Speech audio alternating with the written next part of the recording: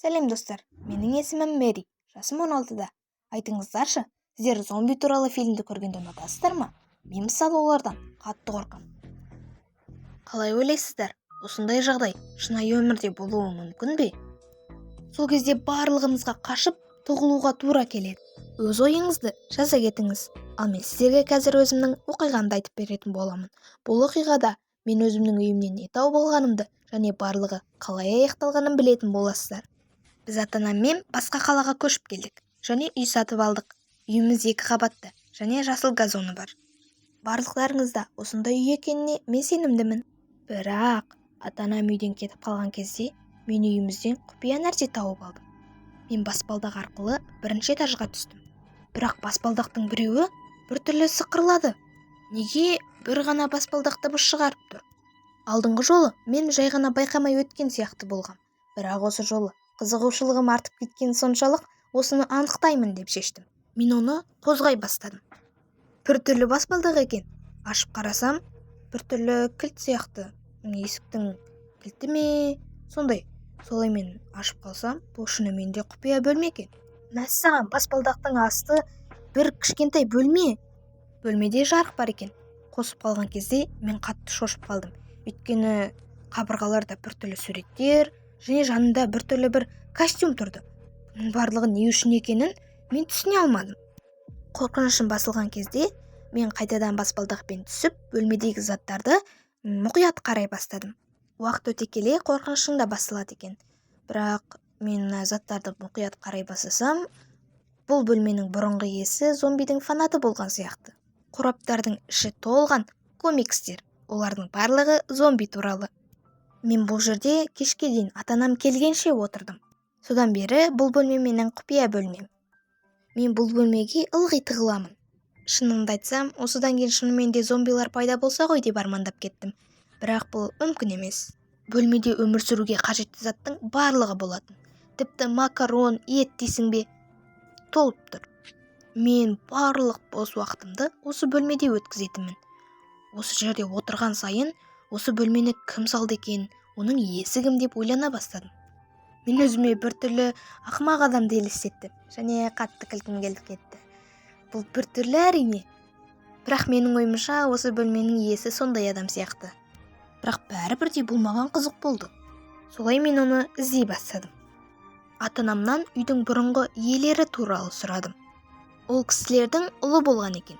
Ол менімен жасты және есімі Теодор екен. Бұл оның бөлмесі екенін мен бірден түсіндім. Мен олардың қазіргі уақыттағы үйінің адресін тауып алдым. Олар біздің қалада тұратын, бірақ басқа жерінде. Мен олардың үйін бірден тауып алдым. Олардың үйі дәл біздікі сияқты болатын. Мен ауладан сары шашты бір жігітті байқап қалдым. Ол кітап оқып отыр екен. Мен оған қолымды көтеріп, оның Теодор емес екенін сұрадым. Және ол қатты таңғалды да маған қарай келді. Ол өзінің Теодор екенін айтып, маған кім екенін сұрады. Ол өте ақылды бала екен.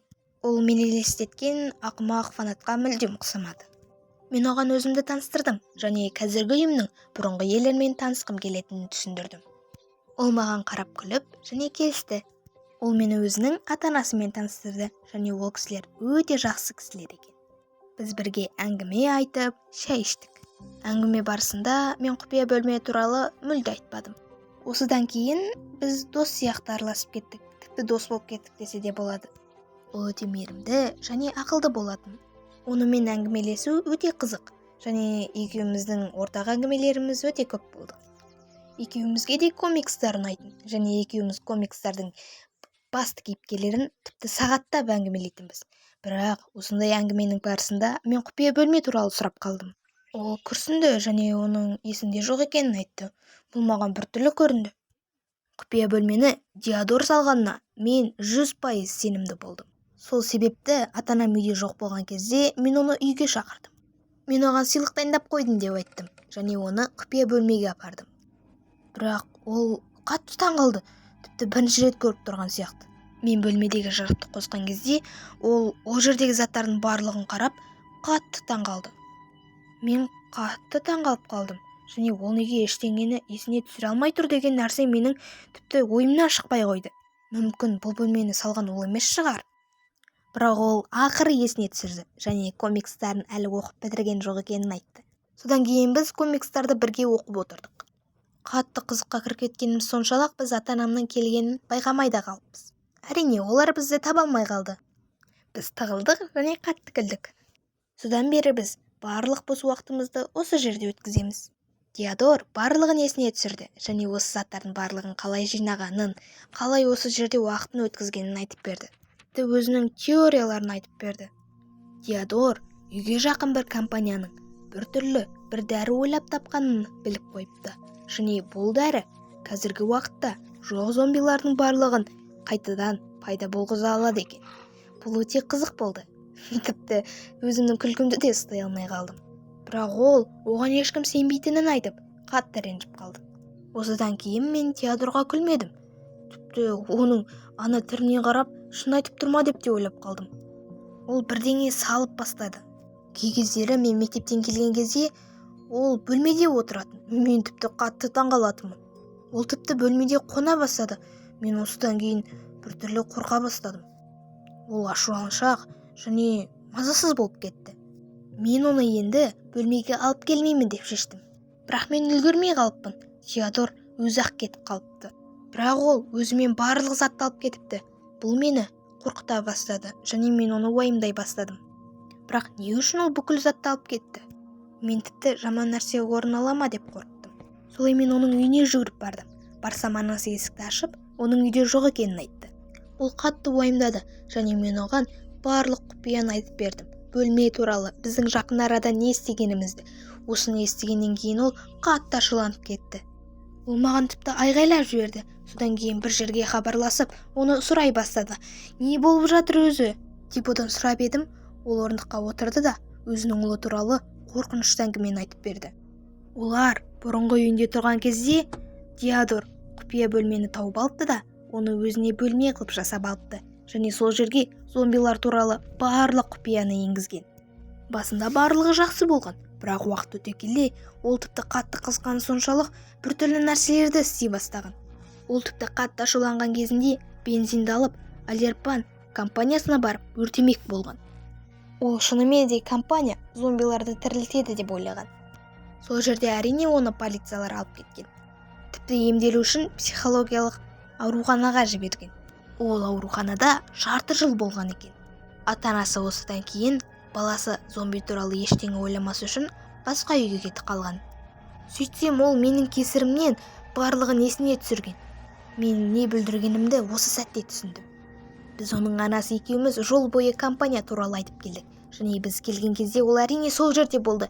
Және оның түріне қарасам, мен басында елестеткен адамнан аумайды. Шашы үрпиген, көздері ашуға толы. Жынды адам болды. Маған қорқынышты болды. Бірақ сонда да мен оған тоқтатуын сұрап айғайладым.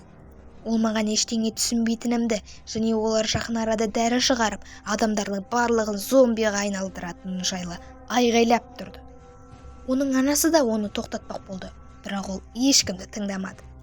Барлығы полиция оны келіп алып кеткеннен кейін бірақ тоқтады.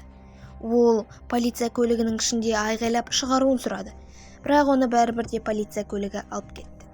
Осыдан кейін жігіттің анасы келді де маған айғайлап, енді оған жоламауымды сұрады. Тіпті сотқа беремін деп айғайлады.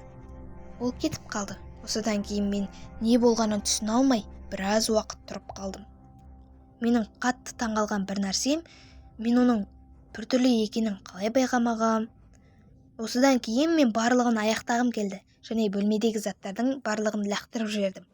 Енді комикстарды сатуға болады, сол себепті оларды сатып жібердім. Мен комикстарды сатып отырған кезде интернеттен жаңалықтарды байқап қалдым. Жаңалықтарда компания жаңа дәрі шығарғанына туралы айтып жатты. Мен әрине біртүрлі болып қалдым. Мен әрине Теоға сенбеймін, бірақ бұл біртүрлі. Сонда Тео дұрыс айтып, біз ақымақ болып бұны байқамай қалғанбыз ба? Қалай ойлайсыздар? Менің оқиғамен бөлісе кетіңіздер. Өз ойларыңызды жаза кетіңіздер. Және арнаға тіркеліп, лайк басуды да ұмытпаңыздар.